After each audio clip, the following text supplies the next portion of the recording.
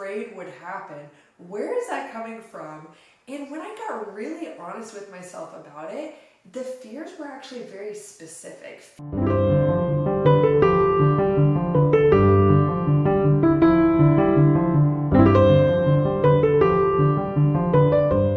Hey dancers, it's Kirsten. Welcome back to the Confident Dancer YouTube channel or podcast if you're listening there. Today I'm going to share with you 6 tips on how to overcome insecurities because, girl, you know we all got them. We all have them. And knowing how to work through them so you can show up in dancing and in life confidently is such an important life skill and something that's so critical to be able to understand how to navigate, how to work through those things and become aware of them so that they don't control you or stop you from doing what you want to do, all right? So I hope that these tips really, really impact you and encourage you and help you as they have for myself in my own life and also in the many dancers that I've coached as a mindset coach for dancers. So without further ado, let's get into them. The first tip is one I just recently shared in another video on 5 tips that you could use to become a more confident dancer. And I'm sharing it again because it is so worth repeating, which is that it's so critical to own where you're at. This doesn't mean that you have to like what you're currently experiencing or what your current skill level is or whatever it is. It doesn't mean you have to like it. It just means that you are freeing yourself from the shame and judgment of like holding where you're at against yourself. You know what I mean? Like when you're wasting so much of your precious attention, time, energy, emotions on being like, man, I should have been here by now, but I'm not. I need to fix this. I'm so bad at that. Oh, you know, we can spend so much of our time judging ourselves for where we're at, or we can treat it like a day one and say, you know what? This is where I'm at. I'm going to set myself free by removing the label of problem from it so I can focus on solutions, okay? Again, it doesn't mean you have to like where you're at. It doesn't mean that owning where you're at creates complacency. It creates freedom, because a lot of times when we're judging ourselves, it's because we're treating ourselves like this very unique case where no one else feels this way. No one else is imperfect like I am. Oh my gosh, everyone has felt that way. And so when you just get objective about it, you're like, okay, this is my day one. This is where I'm starting. What am I going to do next? Okay? It frees up so much of your mental space and energy to start focusing more on, okay, what am I going to do about it? What am I going to put my attention on today? What do I want next? What do I want to start changing now? You can't change it all at once, so what are you going to start focusing on now? And what is so cool about that is then it allows you to celebrate, look, I'm doing something. Look, I'm working towards my goals. Look, I'm being on my own team instead of judging myself. And you can at least celebrate that while you're still waiting to see the results of your labor, because it does take time, okay? So my friends, be on your own team. Just own where you're at, all right? It's a very confident behavior to have, by the way, because you know how when you see someone else make a mistake and you're not like, oh my gosh, what a loser. Like, you don't judge them the way you judge yourself. I think that's such a common experience. And owning where you're at kind of allows you to treat yourself like you tend to treat other people when they're imperfect. You don't take it personally. You're not like spending your whole day thinking about how silly it is that they are where they are, you know. And if you are thinking about that all day for someone else, like, what are you doing, you know? So it allows you to kind of treat yourself with the same level of objectivity and almost benefit of the doubt as you would for someone else. So my friends, start with owning where you're at. It's just it's a confident person move to do. You know, that's what confident people do. They're like, all right, this is where I'm at. What am I going to do about it? The next tip that you could use to overcome your insecurities is to get really honest with yourself about what you genuinely believe and what you fear, okay? Because insecurities really come from our negative beliefs about ourselves that come from a lot of times past experiences we've had, and they also come from our fears, you know? So I'll give you a personal example of this. I was traveling this summer to go to Philadelphia. I got to speak at the Catherine Morgan and Friends adult summer retreats. I did 2 weeks back to back with them. It was such a dream come true, such a privilege of an opportunity to have, to be able to coach the dancers one-on-one, to be able to work with them in groups, to speak to them in big groups. And it was vulnerable. Like, it was one of the biggest opportunities I've had for a residency so far. It actually was, because the other residency I did was at the University of Utah for a week. And I'd done some others, but this was the biggest so far. And I knew going into it that, and this is another kind of sub tip, a bonus, if you will. I know that it is normal for insecurities to come up when you are rising to your personal next level. It's normal because our brains are designed to stay in the comfort zone, to protect us. That's their number one priority, okay, in how we're wired. So I know that anytime I'm getting ready to level up, that's when insecurities come in. And so for me, I remember I was sitting on the plane, flying to Philadelphia, and I was like, you know what I'm going to do on this plane? I am going to journal through the specific insecurities and get super clear on what are they? What am I afraid would happen? Where is that coming from? And when I got really honest with myself about it, the fears were actually very specific. Fear in our minds, when we experience it, it feels very general, right? Just like this general cloud of life is scary. But when you actually get really specific and honest with yourself, like, what am I afraid of? And what do I actually believe about myself, or believe about what will happen, or what do I believe about the future, you know? And you actually name it, and you put it down on paper. It's usually more specific and sometimes even smaller than you think it is. And then it gives you the opportunity to look it in the face and be like, is this true? Where does that belief come from? And then for me, what I was doing on the plane is I identified some very specific past experiences that made certain insecurities feel true for me. And they were so specific, and actually they happened years and years ago. And so I was able to actually talk myself through, like, oh, well, when that thing happened that I felt embarrassed about, it's because I was brand new to speaking.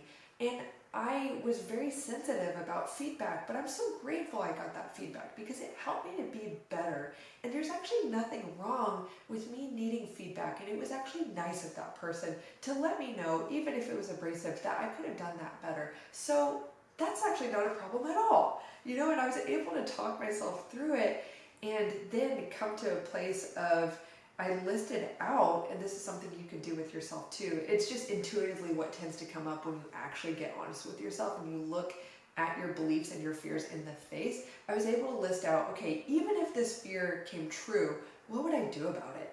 What would I do to prevent the fear from happening? But also, what's the likelihood my life is just gonna move on if it happens? 100% likely, actually. So I was able to talk myself through the fears, introduce some objectivity there, and also reinforce some positive evidence I have to counter those negative beliefs. And even if you don't immediately think that you have evidence against some of these negative beliefs you have about yourself, like, I don't have anything to offer, I'm not good enough, I'm the underdog, I'm behind, whatever it is, people won't take me seriously, blah, blah, blah. We all have beliefs like that, but if you actually get creative enough to say, all right, well, what are some pieces of evidence I have from my life that show I do belong here? I do have something to offer, even if it's small, that what I'm doing does matter, even if it's to one person. You will be able to find something if you are persistent. I found many things because I was very persistent, and you can too. So take this next step really seriously. Get honest with yourself. Look the fears and the beliefs in the face so that you can work through them. And by the way, that's something I also help dancers with in the Confident Dancer Coaching Program, my individual mindset coaching program for dancers. It's designed to really help you master the mental side of dance and overcome a lot of these insecurities, fears, self-doubt, performance anxiety, perfectionism, all that stuff that often holds dancers back from feeling and performing their best. So if that's something you want to look more into and get more support around, I encourage you to look into theconfidentdancer.com, linked below, and that's where you can learn more about the program and sign up for a free 30-minute consultation to discuss your personal goals and challenges and see if working together would be a great fit for you. So just want to share that because if this is something that you feel intimidated by, it's great to get some help around that, and I'm happy to help you. The third tip that you could use to overcome your insecurities is to ask this powerful question. What are you going to do about it? Okay? I love this question because sometimes you recognize, all right, this insecurity really is just a story I'm telling myself that I have the capability to let go of. I can rewrite this story. I can choose to start validating a new perspective. Sometimes that's the most effective action you can take in response to the question, what am I going to do about it? Sometimes, and this is the part I feel a lot of people don't talk about, sometimes I feel like the solutions that are given to dancers they're missing something, all right? So what I've heard a lot is the just love yourself kind of advice. And maybe you haven't, maybe, the internet shows us all different things, so maybe this is just what I've gotten, but it's the advice is kind of like the key to overcoming insecurities is kind of just accept yourself and love yourself for where you're at. But, or it can go to this other extreme of like hustle, hustle, hustle, try to be perfect. And that's exhausting. And the extremes, they're both too much. So what I like about this point is it's in the middle. It's like, okay, when we ask, what am I going to do about it? Sometimes it is, you know what, I could work on self-compassion, self-acceptance, being more encouraging towards myself, changing this perspective, letting go of that old story about myself. Sometimes our insecurities are actually nagging us for a reason because they're saying, hey, you know you have this potential to go out and do this thing. You know you want that, even if you're scared you can't get it. Go get it. There are times in my life where insecurities have not left me alone, no matter how much I try to reframe it. I'm okay. And I'm so glad they didn't because it was a tug on my heart to say, Kirsten, you want this thing? Go out and get it. You want to make that change? Go out and do it. There are some times where that is the most healing thing you can do for an insecurity is to create the change you actually want to see. And that's for you to weigh out. Is it reasonable? Is it healthy? Is it actually the solution? That's an individual thing for you to sort out for yourself, and that's okay. It's part of the journey. Again, if you want support around that, you know where to find me, theconfidentdancer.com, like I mentioned. The next tip I have for you is to adopt the yeah and attitude, okay? I don't say this to be cocky at all. It's more of just like a radical self-acceptance in the midst of this dance culture that really praises self-deprecation, and I hate that so much. Like, just start to observe how many people around you are constantly saying self-deprecating things about themselves out loud. We do it to fit in. It's become so normalized that we put ourselves down to make each other feel comfortable. That's happening. We also do it to project to other people, hey, don't worry, I know I'm imperfect. I'm judging me first before you judge me. Don't worry, I already thought about it.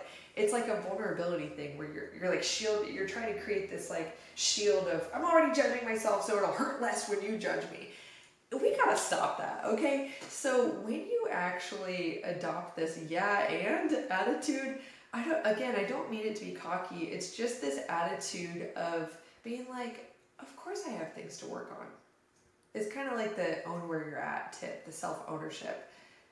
It's more of like, yeah, of course I could do that better. Okay, yeah, I'll fix this next time. Or, oh, all right, I don't like watching that part of my video, but okay, yeah, I'll do something about it. Or just, dare to watch a video of yourself, hate it, and just leave it alone. Don't say anything. Or make a mistake and you know other people saw it, don't react to it. Yeah? And? Because guess what? Join the club full of all of the other people on the planet who also mess up, who also don't like certain things they do, who also wish they did certain things better, who also are imperfect, you know? And when you're that dancer who's like, yep, and I'm gonna keep going with my life, you know, don't waste your breath self-deprecating or beating yourself up about certain things. Just treat it as, okay, just a little exercise in self-acceptance and humility, and I'm just gonna move forward. What you're doing is, again, you're preserving your energy so that you could focus more on what you want to do next and what's up ahead of you, instead of creating so much of a drag of like self-criticism and judgment and all these things. And I think this also ties into self-talk, like not putting yourself down inwardly, or especially not in front of other people. It's such an important boundary to set with yourself, to be honest. We're all tempted, I'm still tempted, to say self-deprecating things about myself out loud. It comes out every now and then, and I'm grateful I have friends who are like, hey, be nice. You know, I coach dancers on this for a living, and I still have the urge sometimes to say something, and usually it's because I'm feeling vulnerable. Okay, and that's all right. That's all right to feel vulnerable. That's all right to wish you did better or were better, or whatever.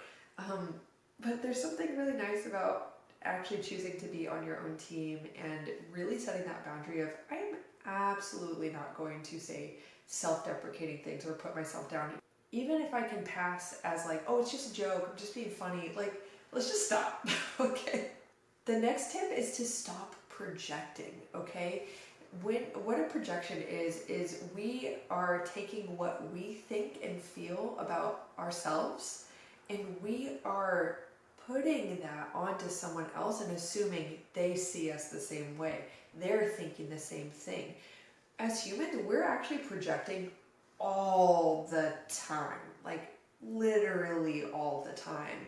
And one thing that will absolutely change your life is if you start to notice and become aware of what you are projecting onto other people inwardly first. Notice, what are you assuming other people are thinking about you? Most dancers, people generally, don't practice enough self-awareness to notice their assumptions at all. To notice that it is an assumption that you think other people think you don't belong there, or you think other people think you're a bad dancer, or whatever it is. Stop to ask yourself, do I really objectively know that they're thinking that? Or is that just what I think and I'm projecting it onto them, that they're thinking that about me, and hurting my own feelings, making up that scenario in my head? You know, even if you do get feedback that makes it seem like, no, someone else really is judging me. Sure, but notice if you're making the story bigger than it actually is. Maybe they just said, hey, turn out your leg, and you're like, they think I'm turned in, you know. I mean, obviously I'm kind of making fun of it, it's a dramatization, but maybe, you know. So start to become aware of what you are projecting onto other people inwardly, in your inward assumptions, and start to turn it back on yourself. Is it that they really think that, or do I just think that about myself and I'm assuming everyone else sees me that way? All right, that's a great place to start. It'll keep you busy, okay, but it also will change your life. And the other thing is to not project verbally to other people, oh, this is so bad. That goes back to the self-deprecation piece.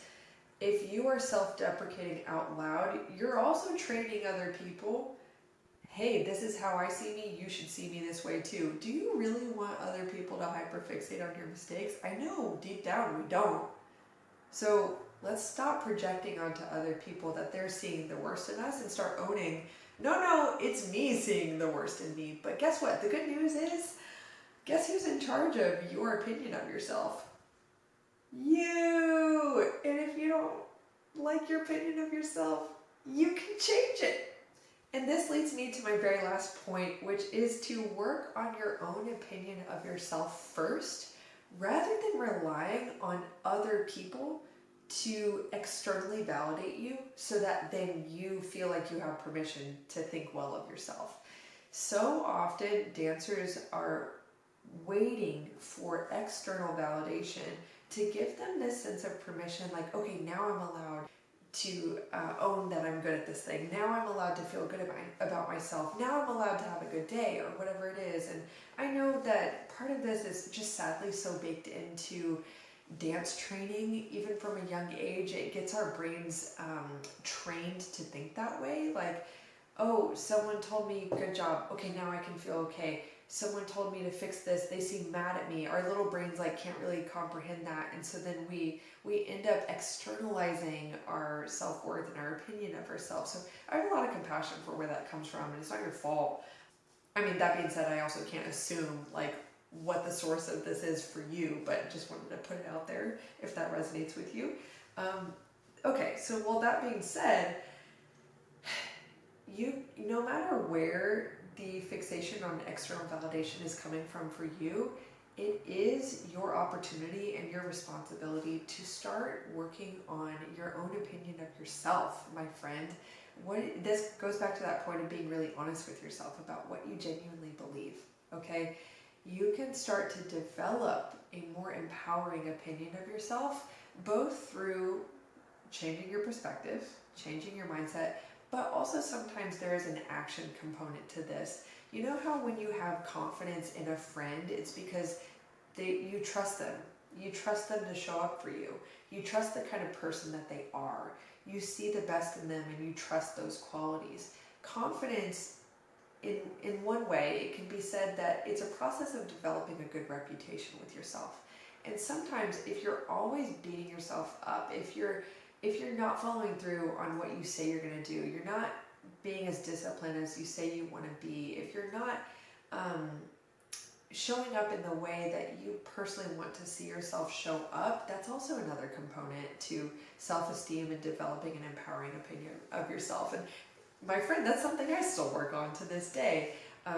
It's great to be positive and supportive of yourself, and then there's also the side of it where you got to act like a person that you respect in order to feel that genuine respect. So again, that's for you to sort out. Of course, again, if you want help with that, that's something that I definitely work through, how to let go of insecurities and build authentic confidence as a dancer in the Confident Dancer coaching program. So that is something that you can definitely get more help with if that feels daunting to you. So yeah, work on your own opinion of yourself and treat the external validation as a cherry on top. Okay, dancers, thank you so much for watching or listening. I really appreciate you being here. I hope you got a lot of value out of this video.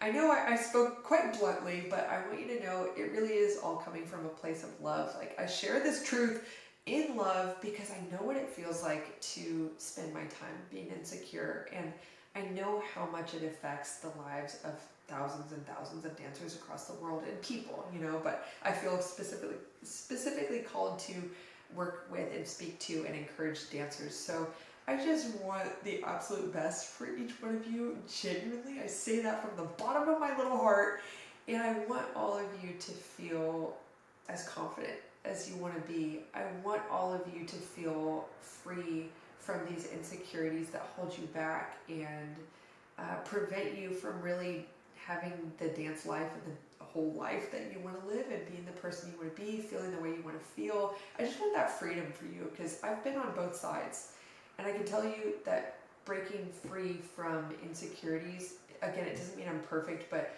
just generally not letting them own me anymore has absolutely changed my life, and I want that for you too. So take care, much love, and I will see you in the next video. Bye!